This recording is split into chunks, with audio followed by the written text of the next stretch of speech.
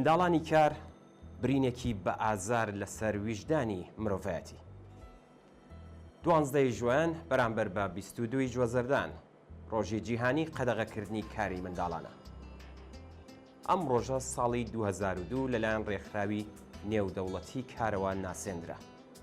هیچ کات ئامارێکی ورد سەبارەت بە ژمارەی منداڵانی کار لە جیهان لەبەردەستان نەبووە، چونکە زۆربەی دەوڵەتەکان بە تایبەت لە وڵاتە دواکەوتووەکانی سەرمایەداری ئامادە نین ئاماری واقعی لەم بوارەدا بڵاو بکەنەوە.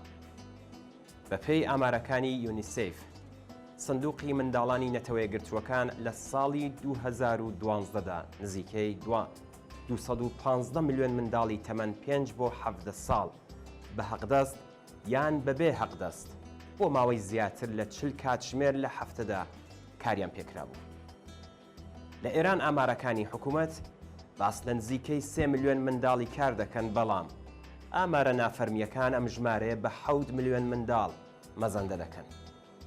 هەرچەند ئەم ئامارانە ناتوانن ڕەهەندەکانی ئەم کارە ساتە مەزنە مرۆڤایەتیە بە تەواوی نیشان بدەن، بەڵام واقعیەت ئەوەیە کە تەنانەت بچووکترینی ئەم ژمارانەش شەرمەزاریەکی ترە بۆ نیزامی سەرمایەداری و برینێکی پڕئازارە لەسەر ویژدانی مرۆڤایەتی. هەر چەشنە کارێکی پیشەیی زیانبارە بۆ منداڵان، بەڵام هێندێکیان هاوکات مەترسیداریشن. لەو 215 ملیۆن منداڵی کارەی کە لە ئامارە نادروستەکانی یونیسێفدا هاتووە، 115 ملیۆنیان خەریکی کاری مەترسیدارن. بوارەکانی کاری پیشەیی بۆ منداڵان هێندەی بوارەکانی کاری بەتەمەنەکان بەربڵاوە و لە کاری ناوماڵ و کێڵگەوە بگرە تا کارکردن لە پیشەسازی و ناوەندەکانی بازرگانی و کانەکان و کاری خزمەتگوزاری دەگرێتەوە. لە هەموو ئەو بوارانەدا منداڵان وەک کۆیلە بەکاردەهێنرێن. مەترسیدارترین حاڵەتەکان بریتین لە بەکارهێنانی منداڵان لە کاری نظامی، تاوان یان گەشتیاری سێکسی. نوێترین کارە پیشەیی و چەوسێنەرەکان لە بەشی پیشەسازیە دیجیتاڵیەکان، یاریە کۆمپیۆتێریەکان، فیلمی پۆرن و هەندێک لە بەرهەمە سینەماییەکاندا ئەنجام دەدرێت. ورد و درشتی خاوەن سەرمایەکان لە دووکاندارەکانەوە بگرە تا شرکەتە زەبەلاحەکان لە کاری هەرزان و بێسەرئێشەی کچان و کوڕان سوود وەردەگرن. بەپێی ئاماری ڕێکخراوی جیهانی کار ILO، ساڵانە 22,000 منداڵ لە کاتی کارکردن بۆ ئەو چەوسێنەرانە گیانیان لەدەستدەن. کاری منداڵان لە وڵاتە دواکەوتووەکانی سەرمایەداریدا زیاترە لە چاو ئەو وڵاتە پێشکەوتووە پیشەسازیانی کە تێیاندا کرێکاران و جەماوەری پێشکەوتن خواز تا ڕادەیەک مرۆڤایەتیان بەسەر سەرمایەدار و حکوومەتەکانیاندا سەپاندووە. یەکێک لەو ناوچانەی کە منداڵانی کار لەگەڵ زۆرترین چەوسانەوە و بێڕێزی پێکردن بەرەوڕوون فلەستینی داگیرکراوە. ئەم منداڵانە ئێستا بە تایبەت لە غەزا بەهۆی بوردومان و تۆپباران و نەخۆشی و برسێتی لە ڕادەبەدەر لەگەڵ مەترسی مردن بەرەوڕوون.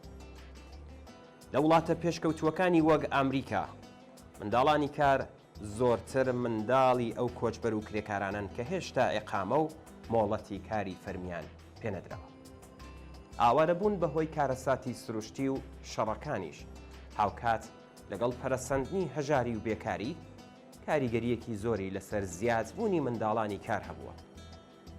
ئێران یەکێکە لە وڵاتانەی کە منداڵانی کار تێیدا لەگەڵ بارودۆخێکی کۆی لە ئاسا بەرەوڕۆن. دۆخینا لەباری منداڵانی کار لە ئێرانی ژێردەسەڵاتی کۆماری ئیسلامی وەک کارەساتێکی لێهاتووە.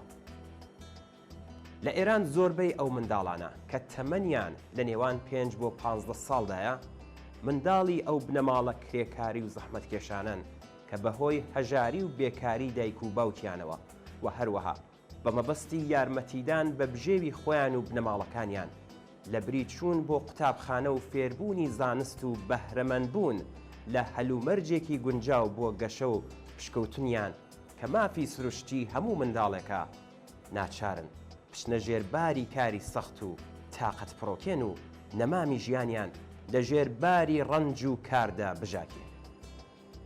ئەوان ناچارن شەو و ڕۆژ لە کارگاکانی فەرشچنین و کارگا بچووکەکان کار بکەن یان لە مەیدان و شەقامی شارەکاندا خەریکی گواستنەوەی کەلوپەل، خاوێنکردنەوەی شوشەی ئۆتۆمۆبیلەکان، فرۆشتنی جگەرە، دەسماڵ کاغەزی و بنێشت و هیتر بن بۆ ئەوەی پاروەنانێک پەیدا بکەن و خۆیان لە برسێتی ڕزگار بکەن یان تەنانەت لە نێو زبڵ و خاشەکەکاندا بە دوای خۆراکدا بگەڕێن.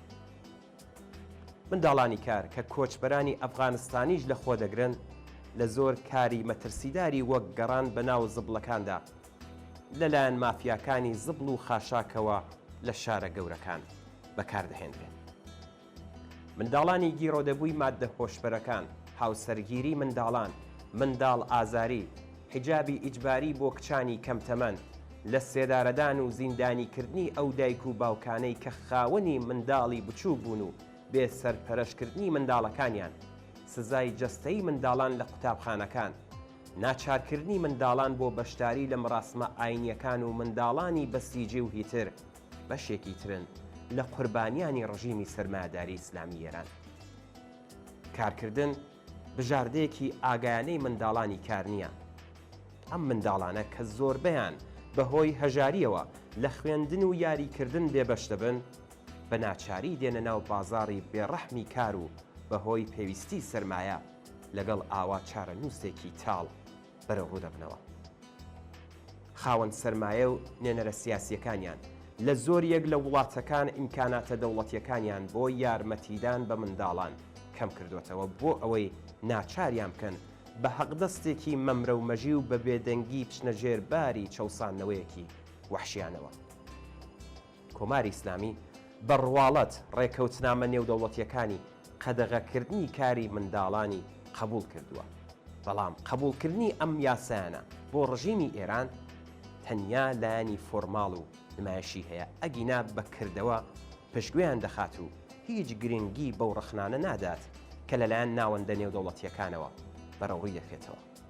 لەم ڕووەوە پێویستە بۆ دەستەبەرکردنی مافی منداڵانی کار ئەم قوربانیە خامۆشانەی نظامی سەرمایەداری ڕێگەیەکی دیکە بژیرێتە بەر. ئەم ڕێگایش هیچی تر نییە جگە لە یەکگرتووی و خەبات لە دژی ئەو ڕژیمە و پەیوەندیە چەوسێنەر و ستەمکارانەی کە منداڵانی بێدفاعی ئەم کۆمەڵگایە ئاوا بێ بەزەیانە بەکاردێنێ و لە مافە سەرەتایی و ئینسانیەکانی خۆیانی بێبەشکردن.